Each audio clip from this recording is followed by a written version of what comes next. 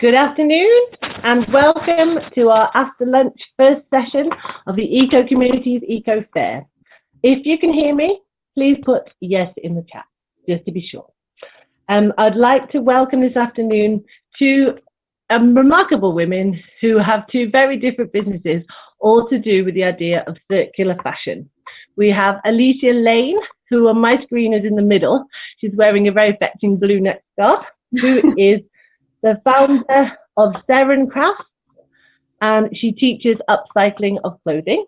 And we have Meg Pirrie, who's wearing a very bright white shirt, very lovely, and she is a slow fashion activist and owner of Studio Killich. I hope I said that right. Kill, yeah, you did. Kill, sorry, I wrote it down as well, Kill. K-I-L-C-H I spelled it, so I'd have it phonetically, but it didn't work. So, people are saying hello. Can somebody please pop in the chat, yes, if you can hear us? Because it appears to be working. Bear with, sorry. I just want to be sure. Yeah, that's fine. Is our tech support Peter around? Yeah, and Dooney, you have saved my afternoon. Thank you very much. So I'm gonna pass over now to Alicia, just to tell you a little bit about what she's doing. Thanks very much. See you in a minute. Meg. Okay, bye. Hello, everyone. I'm happy to see you all, and I'm also very happy to take part in this virtual fair. And today I'm going to talk about upcycling your clothes. And I'm sure all of you have your reasons why you would start doing that, and why it's attractive to you. And I would like to add a few points here. So why would you upcycle your clothes? One of the points, I just will list a few points. It's not in the order of importance.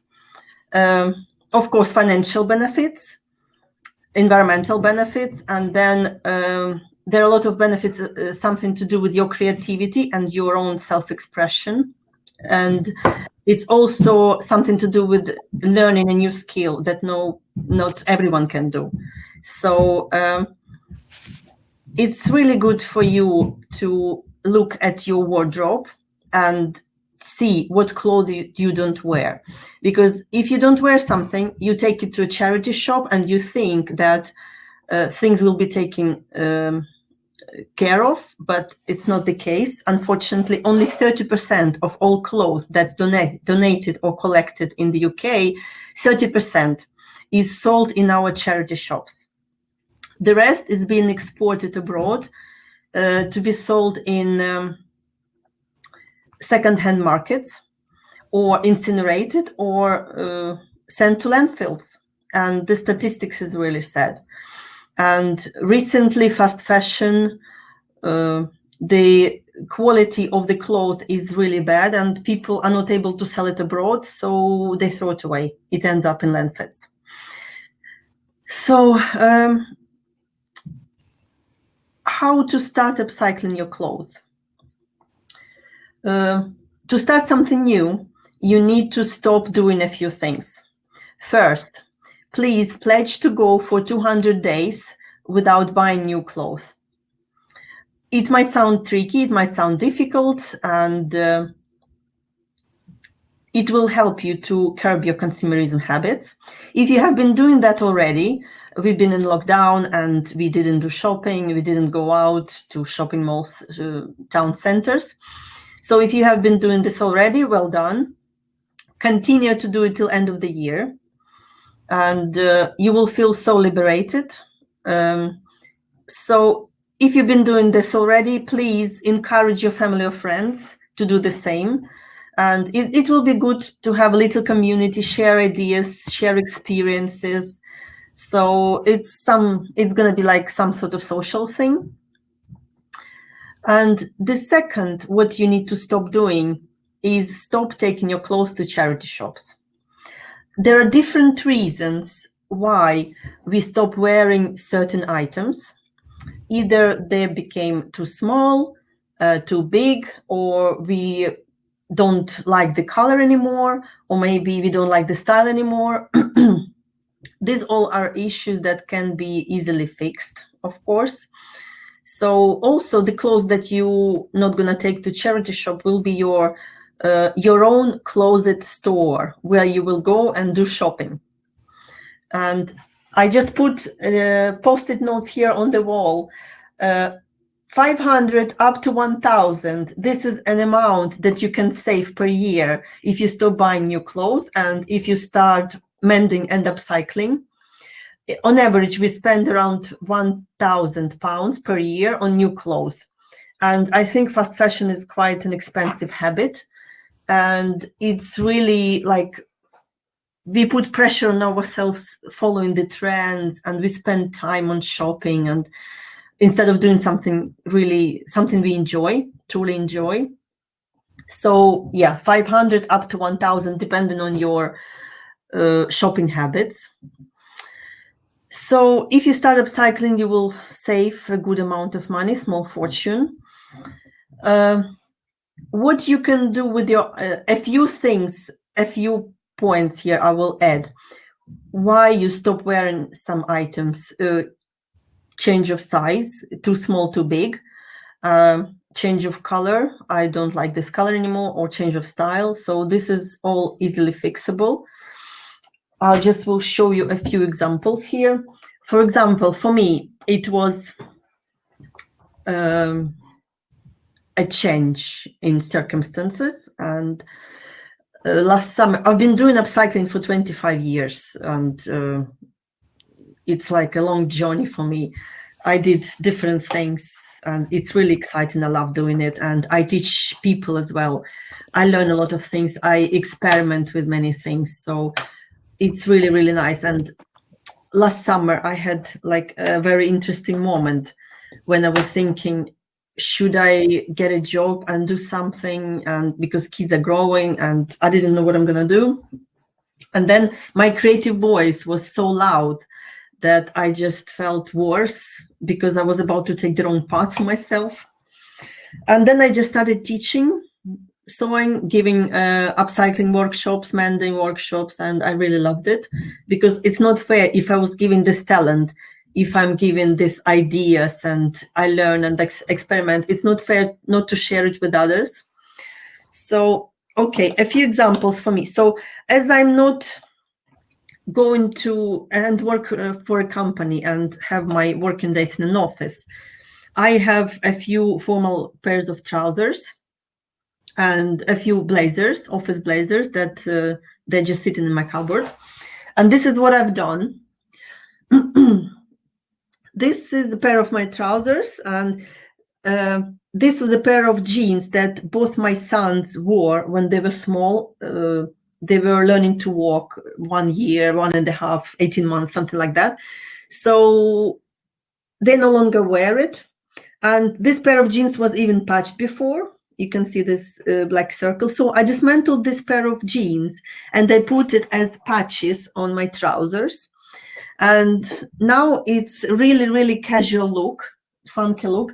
And when I wear this pair of trousers, people ask me, oh, wow, that's amazing. And I really love your pants, your trousers. And when I tell them what it is and what happened to this, they're like, oh, that's amazing. They really love it. So for me, this type of clothing is like conversation starter, icebreaker, and showstopper. So, and this is a good chance for me to start talking to people about our environmental problem that fast fashion gives to us. So I'm trying to wear clothes that will make people talk to me about it. So people notice me and they talk to me, and that's for me a chance to talk about fast fashion and this thing and charity shops and all what happens. And you don't need to have professional sewing skills or some special skills. We all are creative in our own ways. We see every day different colors, different shapes, textures, and we take it all in, we learn, and we produce something new. This is how creativity works. And then we like different things, and this also, you know, it will be our own self-expression. If, for example, I work on this pair of trousers and different people will have their own different designs, this is why I like this as unique. It's something unique not everybody can do, and it's not fast fashion that millions of people wear the same thing. That's basically personality. Another thing I just would okay, what you can do to start upcycling. If you go through your wardrobe, I'm sure there's something that you don't wear, so you can work on these items. And okay, something very easy. Men's tie, necktie. Ma'am. Men's tie. So Ma'am. if you dismantle a tie, it will give you a really nice piece of fabric. It's around 1 meter and it's wide enough to do something with your, let's say, sleeve cuffs, or maybe you can add something on your collar, some detail or detail on your pocket. So it's just a lot of options to experiment with.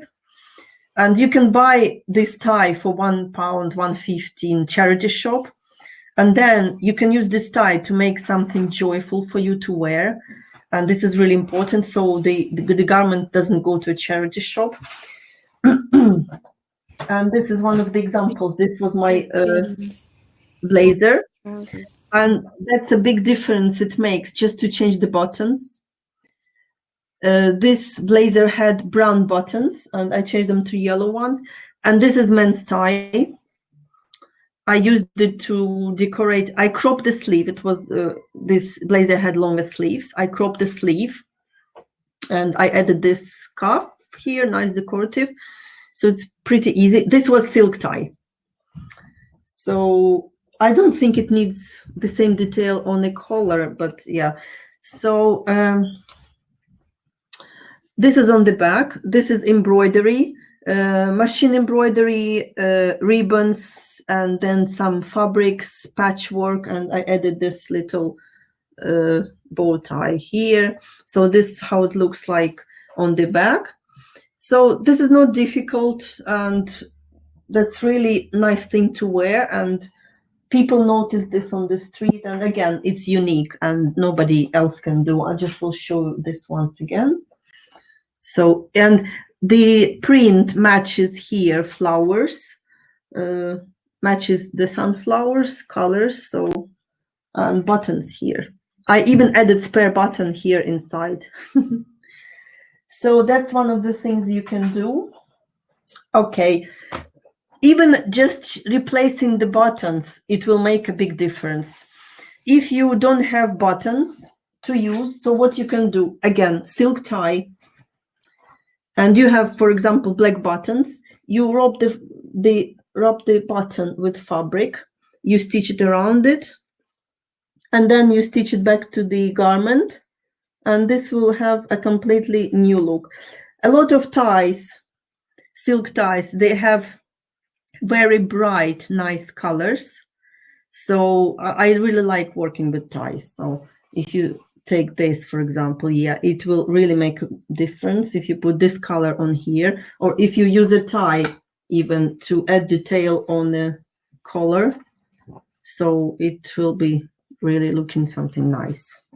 Like, you know, very different, very different. Okay. So different other things that you can use that you have at home. Neck scarves, different colors, different fabrics. You all can use them for patches, for appliques, adding details as I showed you before on this blazer. Here I have just vintage to show you. These are cotton ones, and they can be combined nicely in one garment even. The same pattern but different colors. So yeah, if you don't wear a scarf, you can use it to add details. If you don't wear it, yeah. Trims, you can add details to jeans, blazers, again, skirts, dresses, anything. And this will make a really big difference, because if you have, let's say, one color dress, solid color, and you think like, oh, I'm not gonna wear it, or the color, if it's black, I mean, yeah, if you add something bright like this, it will make a difference. So again, you can use a tie to make to add a detail, and there are a lot of options. I started an online course, Learn to Upcycle Your Clothes A to Z, and I really love it. It has it covers many aspects of upcycling, and you can do different things when you finish the course. And I have support group as well for the course, so I'm always there to help, to answer questions, to give advice how to do something, execution of the projects, result, and different things. So my course covers a lot of aspects. So if you're interested, details, Rebecca, I'm based in Northampton, and with the situation that we have now, I had to cancel all my workshops, and now I transferred everything to online course. And I really love it, because still I can do what I love. It's my passion. And for me to stop teaching, it was like, it's my life stopped basically. But now I'm still teaching, and I'm taking part with my practical sessions in online fairs, online festivals, so it's good. Okay, pick ties up reasonably too. Yeah, ties give us a really good size of fabric that you can use for adding details anywhere. Okay, that's another case that I had. This was one color pinafore dress without anything, gray with denim patches. So what I did, I changed the buttons. I'm gonna just close the buttons so you can see the colors. I changed the buttons. I added here all those like fake pockets, flips. Then I added panel on the side because this was too tight. And I added these pockets here. And now it's completely different garment. And it doesn't take long, trust me. And everything, I think it's all by hand, all stitching by hand. Yes, okay. Also during the course, I teach the most versatile, the most important hand stitches. With every lesson, I give a few stitches and I explain where they can be used and what you can do with the stitches. So I did a few stitches here, running stitches, and this is a colorful patch. I stitched it on a pocket by hand. So you don't need to have sewing machine to do all these amazing transformations. If you're, Andrea, you can find all information about the course on my Facebook page, 7 Crafts Boutique. So please have a look.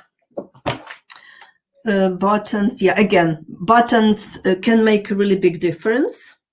Pockets, so it's always stitched by hand.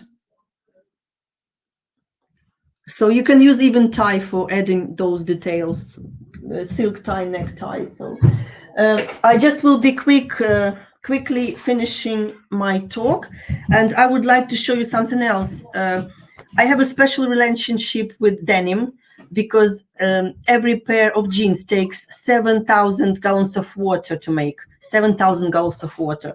So when you take your favorite pair of jeans, in the past favorite maybe, to a charity shop, please think twice. You can use this nice stitching on a pair of jeans and it will make it really unique.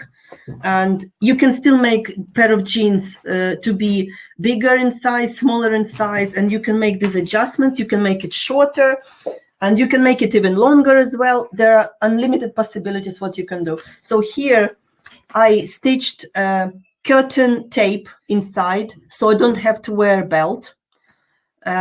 I don't like belts, to be honest. So I stitched the curtain tape by hand again, and then I made it as tight as I need. I just pulled it, and so it's just if you want to make your waist area in jeans a bit smaller.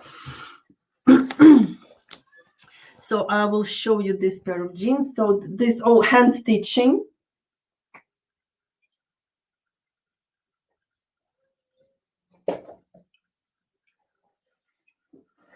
So if you are thinking about taking your pair of jeans to a charity shop, please don't. A few stitches will make a really, really big difference. This pair of jeans is, I would call it quite modest. My other one, it's upstairs, I didn't bring it. It's really, really, I go crazy with jeans. I love it. And so, yeah, in general, that's it. So denim, it's good and strong fabric. And I would really, really hold on to your denim clothes, because there are so many things you can do with it. So yeah, in general, that's it. If there are any questions, I like the sound of it. Yeah. Yeah, if there are any questions, I'm happy to answer. Thank you so much. That was absolutely fascinating and beautiful as well. I was a really big fan of the jacket. I'm just trying to find Meg now. Bear with me. Sorry. Oh no, I've lost Meg. Do bear with. Sorry. Cheap but nice buttons. Gigi, about the buttons, can I quickly answer the question? Gigi, of course, yeah. Well, I find Meg. It's not a problem. Yeah, if it's about the buttons, what you can do, you can create buttons yourself. I usually do as a decorative element. I cut circles from cardboard, really strong cardboard, or you can use milk bottle cups or beer bottle cups and drop them with fabric.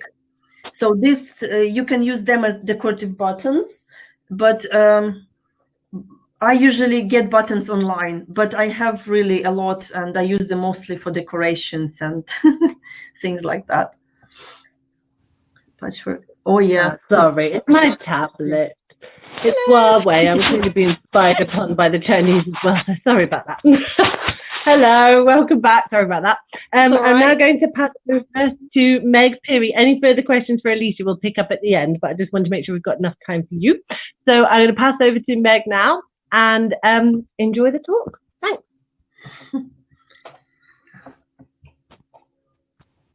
Cool. Hello, I'm Meg. Hopefully you can all see me. It's a bit weird just seeing my own face. So I've also created a PDF that we can all have a bit of a look through. Just following off, I think, really from the last talk. So I'm a slow fashion advocate, or an activist, as I prefer to say. And I've been doing that for a few years now. And I also run a upcycling studio, a little bit like the last business, with my mum, and we do children's clothes. What we saw, I think, when my little girl was born was how quickly kids grow, and how it's just bonkers how they get through a size so quick and then they need something new.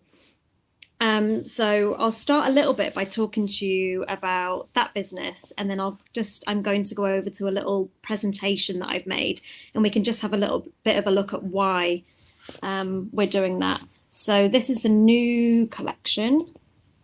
I just want to make sure I've got enough time to show you some of the pieces.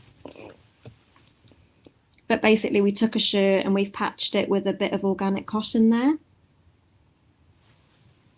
And then done a little stitch along the bottom too. So I just love the passion from the last talk, and you could really feel the passion. Like, teaching upcycling is absolutely amazing.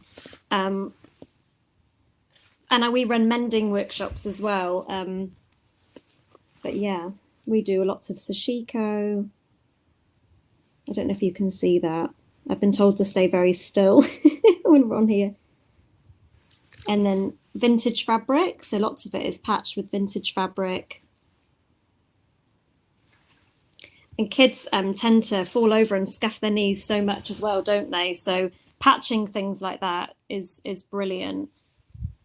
I'll just show you a couple more pieces, and we'll go over to my little PDF as well. But little summer skirts. We managed to make 3 summer skirts out of 1 dress. So these are all aged 2, but yeah, they've got little organic cotton, little vintage fabrics as well.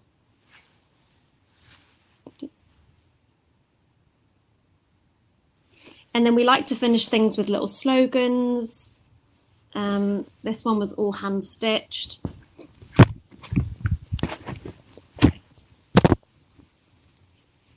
I'm just interrupting to say, yes, we can see, and it's beautiful. Oh, thank you. It's really hard to know if people can actually see. It just says little plant powered, and then we've done stitching. I'll just show you one more piece because it will lead in really nicely to the next bit that I want to talk about.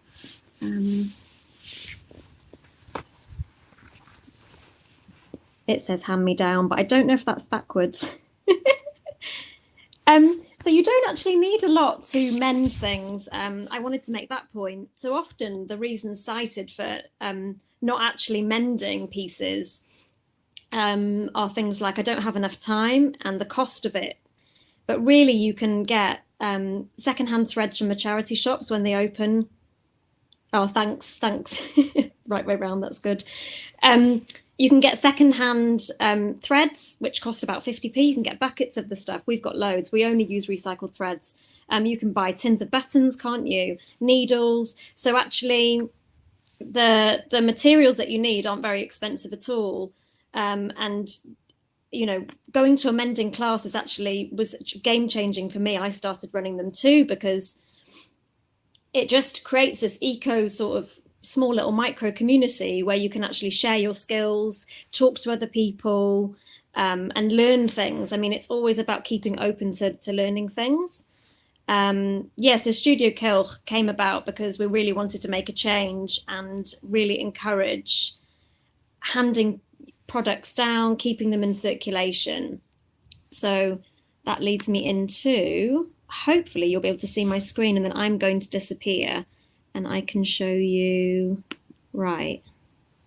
I'll let you know when it appears, not if. Okay, thank you. Right, you shouldn't see my face in a minute. You're going to see a screen. Yes, we can now see your whole screen. So if you make your slideshow full screen, I can hide you. Okay, can you see my face or just the screen now? Now just the screen. Okay, great.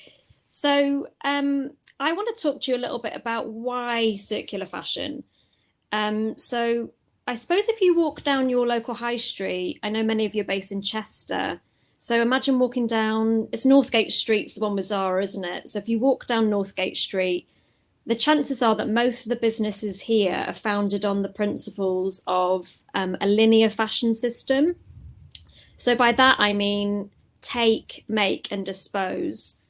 So if you can see this now, so the linear one, so it's basically taking the raw materials, turning them into making the garments that you see every day on the high street, and then we're disposing of them as an economy far too quickly. And what you have is something called pre-consumer waste. I don't know if you all remember, Burberry, for example, came under fire when they incinerated clothes before people or consumers even got to see them because they produced so much. And that happens all the time. And then we also get post-consumer waste. So from post-consumer waste, it's estimated that less than 1% of our clothing globally is actually recycled into new clothing, which to me just blows my mind. And from an environmental standpoint, we see a garbage truck of textiles going to landfill and being burnt every second. So this is some of the waste. This is from a really great source, actually. If you do have time, River Blues, a really good documentary. I think you can find it on YouTube. And this is China. So that to me is just textile dye. And it's just happening all over the place. And then the Ellen MacArthur Foundation actually points out that $500 billion is lost every year due to underutilized clothes. So it's quite surprising that businesses haven't tapped into this yet. And then also it's estimated that £30 billion of clothes are actually sat unworn in British closets, which just means that we have so many things that we may have purchased. They might have been, you know, oh, it's on sale, I'll just grab it. I mean, we've all been guilty of it. And, you know, then it hangs in your wardrobe with the tag still on, or it's too small. And there are things we can do to utilize these products that we've already got. And then probably a little bit more tragically, actually, I mean, we've seen this particularly play out during COVID-19, the pandemic. Fast fashion groups like Arcadia, who own Topshop, Dorothy Perkins, they've cancelled orders in the excess of £100 million. So that's worldwide from all their suppliers, and these suppliers are in the world's poorest countries. And this equates to about £9 million in Bangladesh alone. And here we can see them risking their lives to actually try and protest to get some of their pay back. So this has been particularly hard to sit with, and I've tried to use my voice as much as possible with the platforms that I have available to make this news public. So a circular economy has, I suppose, for some time been heralded as a bit of a solution to close the loop, because as you can see, the broken linear system is definitely, it's broken. And businesses have really lost sort of a sense of responsibility and ownership for the garments that they produce. I mean, they're also not providing care, repair, or recycling practices after the product's been sold.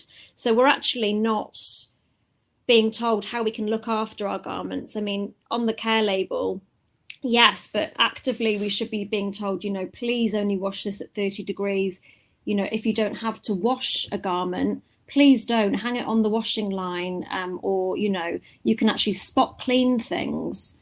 There are much better ways of actually caring for pieces, you know, mending. So if I just go through here, the good news is there's lots and lots and lots of ways that we can actually support a circular fashion system together as a community. And it really is ultimately about getting the value and care back for things. I mean, I've been talking a lot recently about the fact that we have an innate source of knowledge, that we should be caring for things in this way. And it's just got a little bit lost, but it is in us. I mean, we see it often in the cooking, you know, cooking, for example, grandparents passing down recipes. Yeah, you know, sewing skills haven't been passed down in the same way. So if we could just harness some of that back, I think it's a really positive thing. So clothes swaps, I know they happen quite often over at Just Footprints, but you can also swap with friends, family, and you can, you know, you can actually create your own community of like regular swapping parties. Making your own clothing or upcycling is really fantastic. I'm not sure how many of you are watching The Great Sewing Bee at the moment, but to me, that's been really, really great. This is brilliant. So this is a project, Central St. Martin's, I've been writing about, but they're basically called for people at home to make scrubs. So this is actually one of the doctors, but someone's made scrubs for him out of a duvet cover. I can link it in the thing below if you want to have a bit of a look at the project, but I thought that's phenomenal. This is a beautiful textile artist. So she's actually, this is Celia Pym. So mending and preserving things in this way is a complete lifestyle change. But you can really see the benefits of it when you see something like this. I mean, isn't this gorgeous? The colors she's used. And this is another one of my favorites. I just wanted to give you a little bit of an idea of what these are artists really, but Tom of Holland as well, doing some beautiful things. He actually gets most of his in-depth knowledge by studying older publications and leaflets produced during World War II, which I just love. And then these are some of our pieces I was showing you earlier. So supporting anybody, any initiatives or designers that repurpose or upcycle clothing, I mean, it's just that can only be a positive thing. That's our website. But a couple of other things I just wanted to point out was committing to not buying anything new. You can start off small, so 30 days or more, as many as you can is quite a nice way of getting your mindset into it. And then also last year's Secondhand September campaign by Oxfam, it does actually become quite an addictive sort of challenge when you realize how much time and money that you'll save. And then remembering that the most sustainable options are already hanging in your wardrobe is another really important one. Right, I can come back now, but how I do that, I've got no idea. Oh, I'm back. Hello. What I wanted to do now is just open it up to any questions that you might have for both of us. I didn't want to just throw a ton of facts at you. Yeah, so I'm available now for any questions that you may have.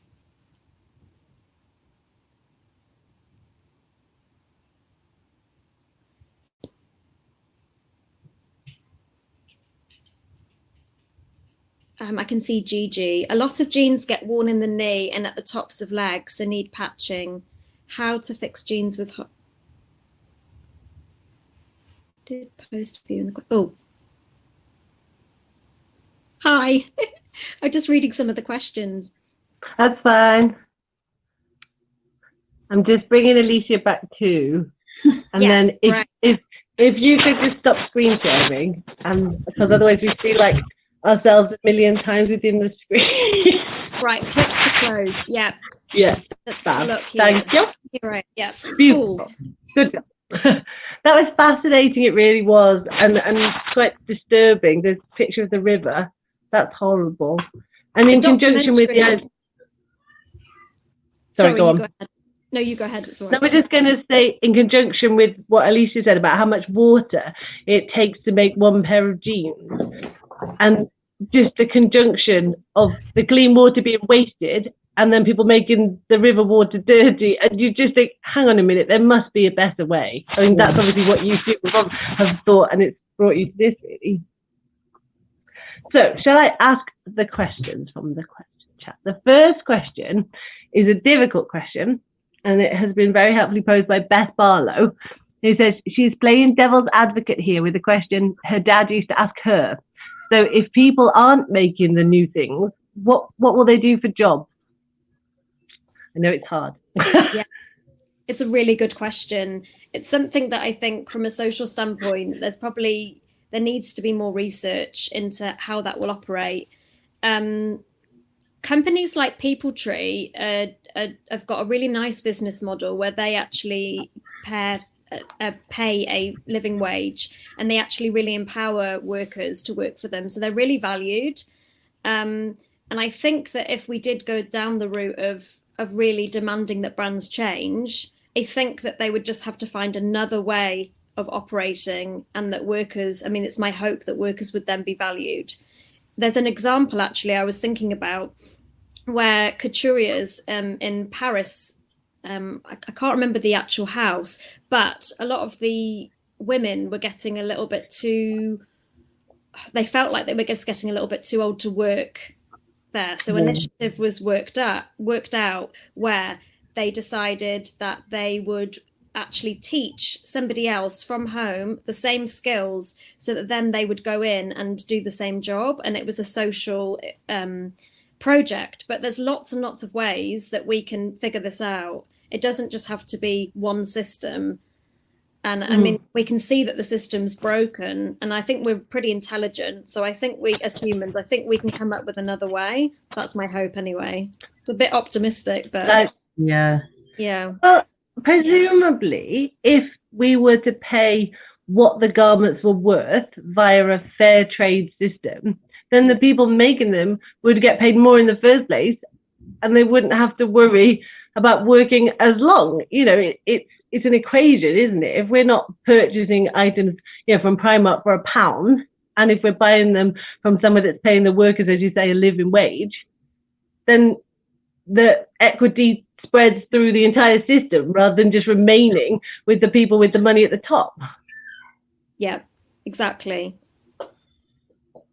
I think that's a very fair point. And I like as well, I was going to mention that you said about the people that felt they were perhaps getting a little too old to carry on working full time in the fashion house. I think, as you both alluded to, that the idea of the skills getting lost, and this knowledge of how to mend things, how to darn socks, things like that. We have no idea. My generation, it wasn't taught to us in school. Yes, we had textiles in school, but it was, be creative, which was great. Don't get me wrong. I liked being creative, but it would also have been handy to learn how to mend things, even to the extent of how to sew on a button. My mum taught me that, not school, but people's parents don't have it. Sorry. No, carry on. they've stopped teaching it in schools actually, and there was a parliamentary paper that got released a couple of years ago now, where lots of professionals actually had contributed and said, look, we really need to advocate that this is key stage 1, 2, and 3, because people, it shouldn't be. Potentially it was because it was a bit of, I don't know what your guys' thoughts are, that it may have seemed like mending may have seemed like a bit of a sexist thing at one point. I mean, yeah, it could have been a bit of a gender issue. And as well, I think there was a lot of stigma around it, like only poor people would mend. But then on the flip side, we did have beautiful mending, like repair shops that have all closed down now, that did all the couture clothes. So it's just, we just lost touch with it. You're right, it's lost, but we can get it back. I'm really confident about that. It's probably because I think that we have a lot of cheap disposable clothing, and people just lost respect, and they thought, oh, I don't need this skill anymore, unfortunately, and then they just treat this clothes as they do, unfortunately. So I grabbed a pair of jeans. I will show you quickly. That's my other pair of jeans. That's a crazy one. Fab. Oh, they're lovely. I like the flowers. Yeah, this all embroidery with the 5mm ribbons. So that's all you can do. And this is, you wouldn't believe it, this is a jute twine that you used for crafts. And this just a few stitches, and it makes it like look really rustic look, you know, gives it. There's just so much you can do, isn't it? You can even I've run mending workshops where we've rewoven denim jeans, the holes in them, like using fabric and stuff. I mean, and when you value pieces like that, though, the possibilities become endless. I mean, you can just keep going. Yeah. So I mean, yeah, it's lovely to see. You mentioned, Maggie mentioned Sewing Bee, and in one of the latest programs, they said that the clothing that we have on the planet is enough for the next 6 generations. I know, it's a shock for me. My modest calculations, assumptions were like about a decade, you know, but here we have 6 generations. I think as well, one of the other things is, if we were to stop producing tomorrow, we would be okay, but it's just such a shock. But look at what, I mean, I'd never want something to stop completely because of a pandemic. I mean, that's not my thing, but I never expected the fact that fashion would ever be able to stop. And I mean, the only bonus coming out of that is, yes, it stopped, that the whole wheels, the cogs have actually had to stop. And so now people are going, okay, let's hope that they are, from the conversations I've heard with like more of the luxury side of things, people are stopping and reevaluating the way that they've always done it. I mean, Gucci came out and said, we're only having 2 shows a year. I mean, that can only be positive when they were having so many more. So we might actually start to see things hopefully slowing down. And then you've got John Lewis's, for example, had a massive spike in people buying knitting supplies. So that's great too. Yeah. Yeah, that's obviously, I should think that's part of the whole thing of everybody feeling they're going to make do and they're going to grow their own food. They're going to try and be self-sufficient. There has been a drive for that, hasn't there? And I hope it will continue. And the other lovely thing about that, I think you'll probably agree, is that because people don't really know how to do it, they're asking each other, and a sense of community has been engendered that wasn't there in the first place. Yeah. And I think what you said, Alicia, about community is so important, because you need the backup. I mean, I know a lot of people that would think the clothes that you both make are really beautiful, but would feel it would take bravery to wear them themselves. Because, as you say, they are a conversation piece. They are a conversation starter. So I know a lot of people who part of their fashion identity is kind of to blend in. Do you see what I mean? That they're attempting to be part of the herd. The idea of fashion is that at the moment, we're all wearing this. So if you take a step out of that and make your own fashion, do you think that's brave? Yeah. I think so. I personally think that any form of change will take time. I don't think you can. I don't think you can rush it. I don't think you could put too much pressure on yourself. It's just my personal feeling. I mean, remembering to start small. Like I just saw Simon. Yep, sewing on a button. Yep, perfect. Even that is ultimately really satisfying. And I think also like just starting small. I mean, you might go crazy and you might wear it out, or you might start by mending a cushion at home. I mean, it doesn't necessarily, like you can start small and yeah, it is satisfying and it gets quite addictive. So yeah, it's just a lifestyle change, but I think for many it's going to take a bit of time. But I think you're right with the start small, and also people who has been wearing their pajamas for weeks, are they getting a bit holes in them? Do they need bending? Do they need darning? No one's going to see them. Have a go. yeah. Well, there's going to be a massive rise in loungewear. I don't know about you guys, but I don't know what to wear anymore. Like I went out like earlier, and I'm in my big socks and I'm just like, oh, I've lost it. Dresses I with the waist up. I wear my upcycle dresses to do school run. Why not? Good, yes. Why not? Absolutely. From I mean, you're so right. It could go the other way, and people could just be walking around with ball gowns. I mean, like, yeah. I love that. There was a thing I saw on Instagram of people wearing, as you say, ball gowns to take the rubbish out at the start of lockdown because they felt so undressed up that they just thought, my one moment out of the house, I want to look perfect. Quite like that. But it's true. It is true. And a talking point. Let me ask the second question from, is my computer, can anybody see this ask a question box? Oh, yes. So thoughts on, I don't know if you've seen this, the charity offering mystery boxes of clothes which would have been left in factories otherwise. So I think they cost about £30 and you specify your size and your type of style, and then you get a box of random items. What's your take on that? Let's go to Alicia first. Yeah, I've seen this article about it, and it still encourages consumerism, but at least people get to know what's happening behind the scenes. All workers, they lost their wages, and unfortunately, as we are consuming more and more fast fashion, and we want it cheap, and it's difficult to change the habits, consumerism habits, and more people need to know about that. But unfortunately, this encourages to buy now, even when we are in lockdown. It's really difficult. It has double sides, this issue. Yeah. And again, the workers should have a decent wage, and we need to pay the price for clothes that, proper price. So we respect this clothes and we mend and we cherish it, and we have memories connected to this clothes, so we feel bad if we are like, oh no, I don't wear it. Oh no, there are some memories. Let me keep it. Let me fix it. I love this piece. And, I was showing as a part of my course, I was showing what it's going to look like if you apply Marie Kondo to upcycling. So you take a garment that you no longer wear and you give it some love.